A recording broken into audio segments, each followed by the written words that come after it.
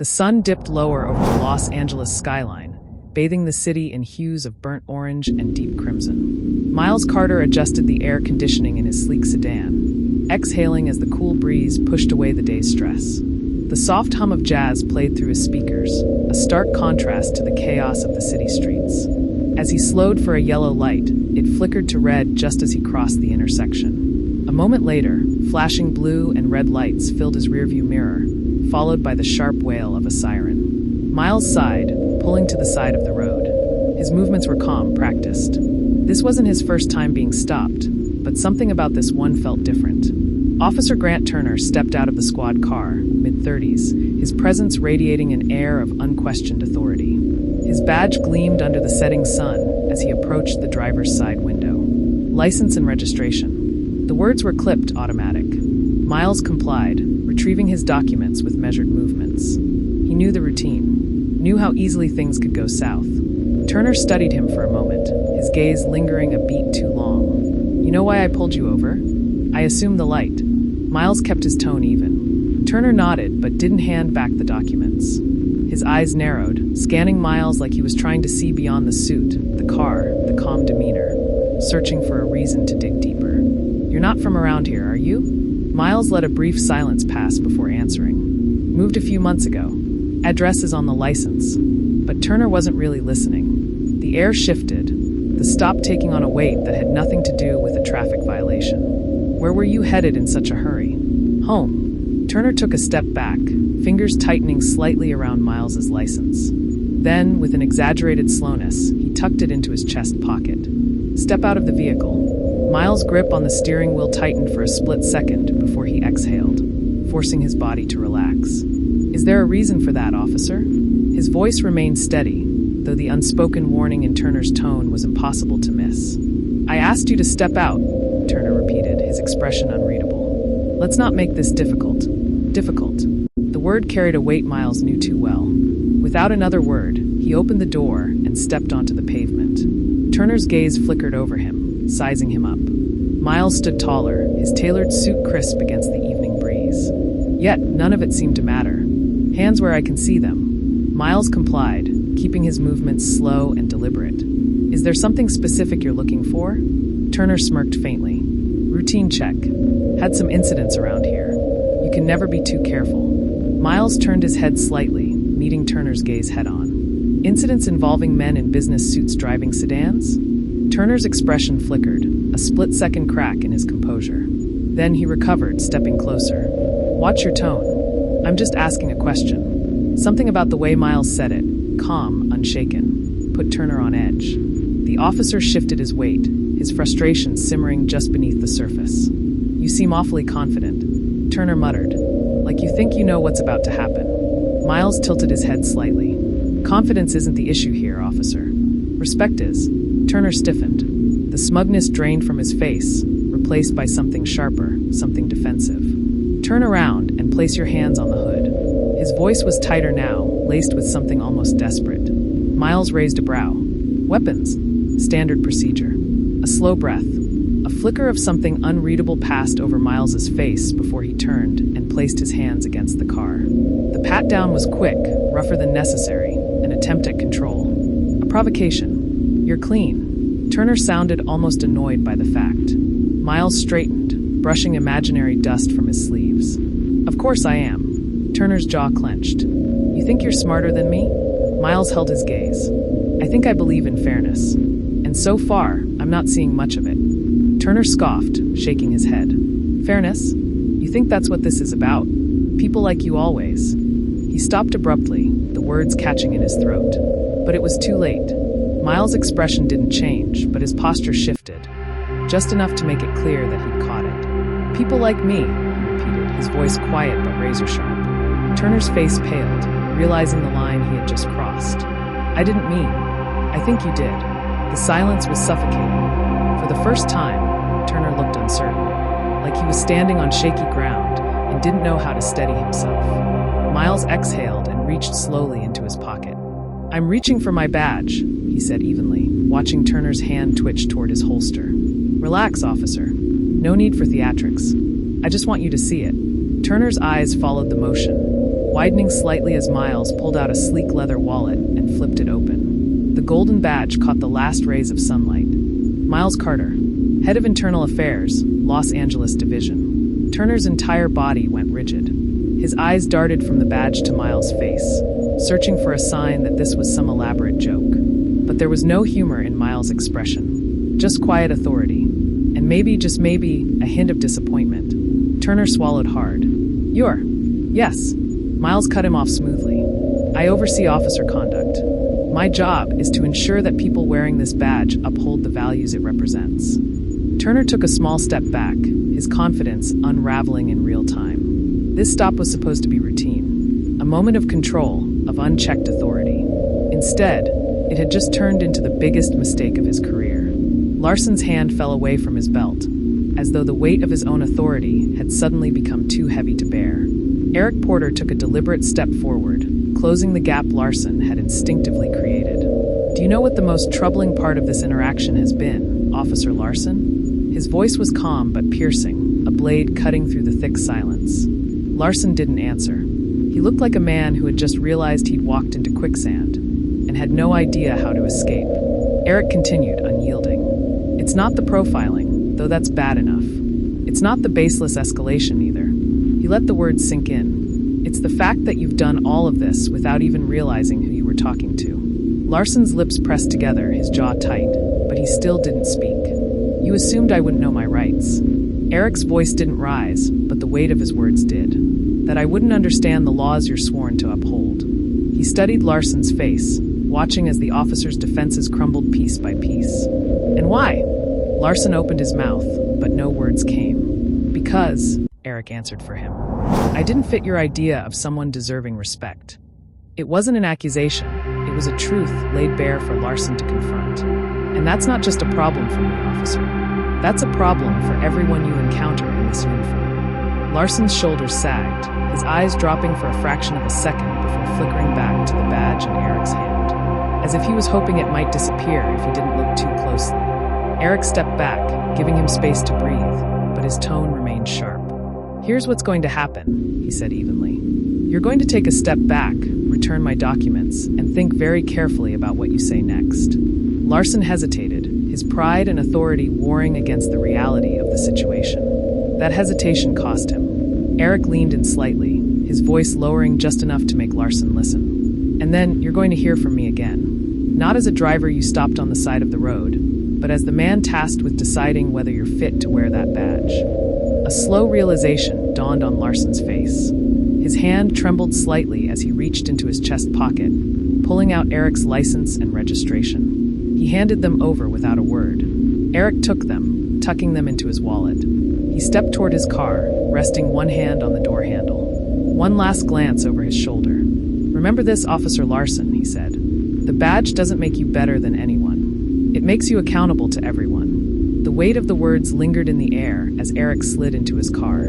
The engine hummed to life, and he pulled away, leaving Larson standing there, his confidence shaken, his future uncertain. But for Eric, this was far from over.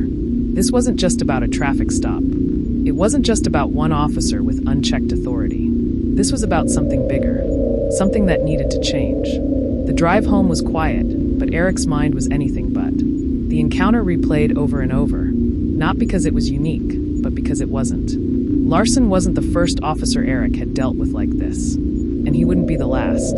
But this time, things would be different. This time, Eric had the authority to act. The next morning, sunlight streamed through the blinds of his office at the Sacramento Police Department's Internal Affairs Division. Papers were stacked neatly on his desk, but one file lay open in front of him. The record wasn't spotless. Minor complaints, unprofessional conduct, excessive stops, vague misunderstandings that had never been properly addressed. Nothing severe enough to get him disciplined. Nothing severe enough to get him noticed. Eric leaned back in his chair, fingers steepled. Larson wasn't an anomaly. He was a symptom, and Eric wasn't interested in putting a bandage on a bullet wound. A sharp knock on his office door interrupted his thoughts.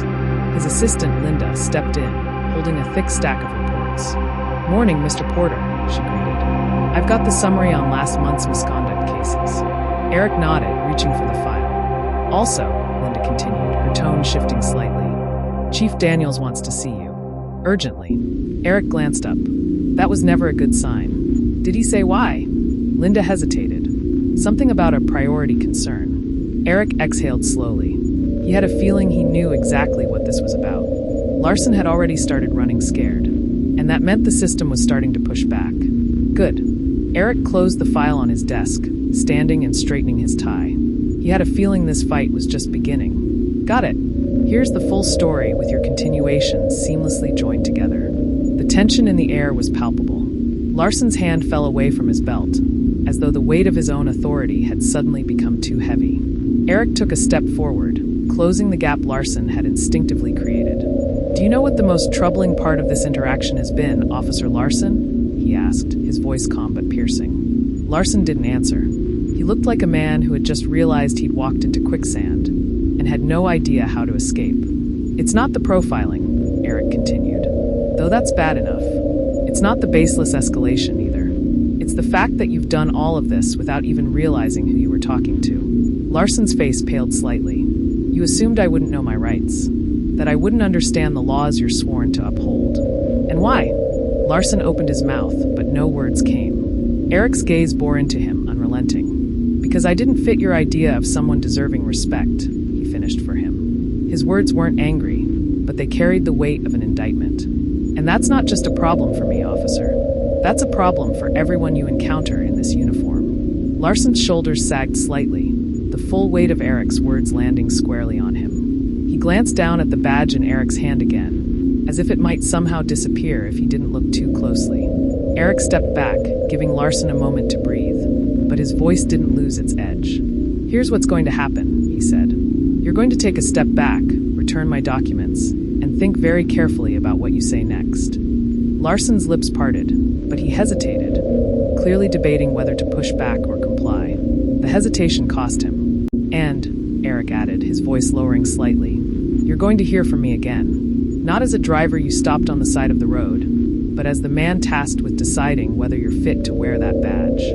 Larson swallowed hard, his face reddening as the weight of the moment sank in. Slowly, he reached into his chest pocket and pulled out Eric's license and registration, his hands trembling slightly as he handed them over. Eric took them without a word, tucking them into his wallet. He stepped toward the driver's side door of his car, pausing with one hand on the handle.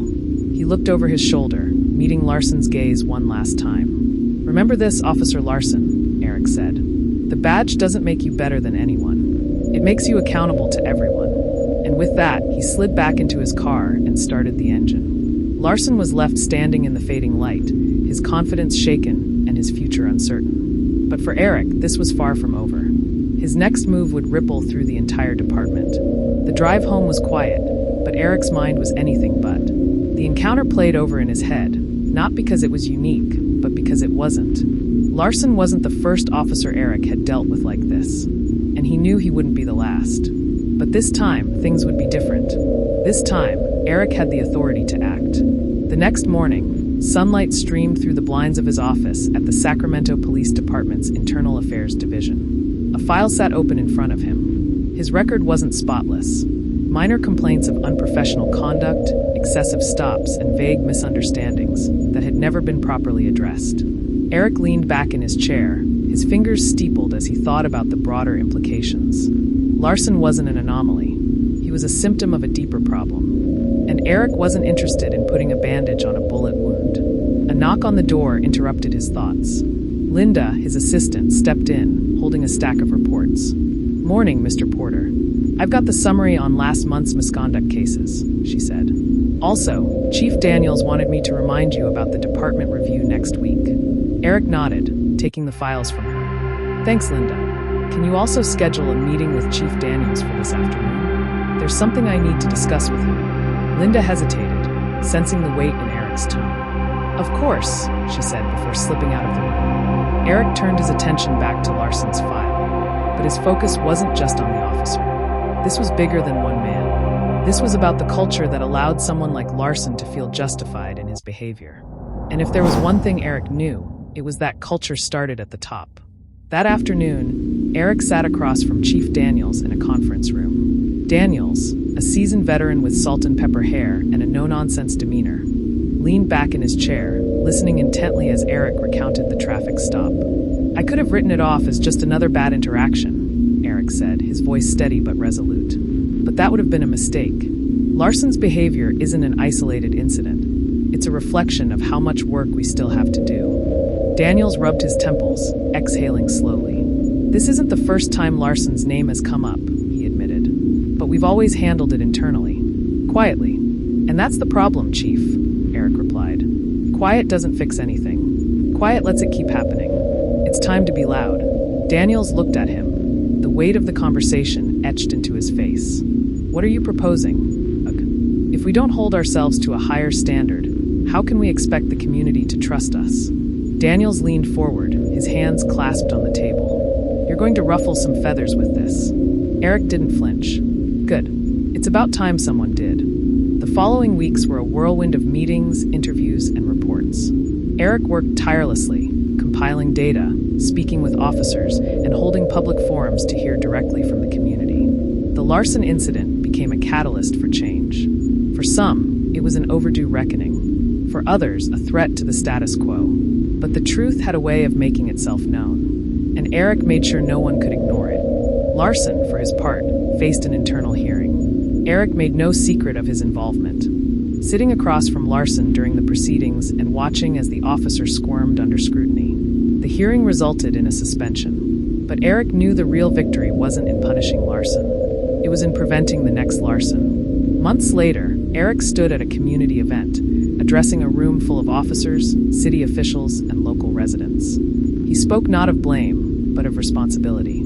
"Justice isn't just about catching the bad guys," Eric said, his voice resonating through the hall. "It's about making sure the people sworn to protect and serve do so with integrity, fairness, and respect for everyone they encounter." A pause. "That's the badge I believe in. And that's the badge we're building here, together." The applause was thunderous, but Eric didn't linger on it. For him, this wasn't the end of the story. It was the beginning of a better one. And that was enough. The badge doesn't make you better than anyone. It makes you accountable to everyone.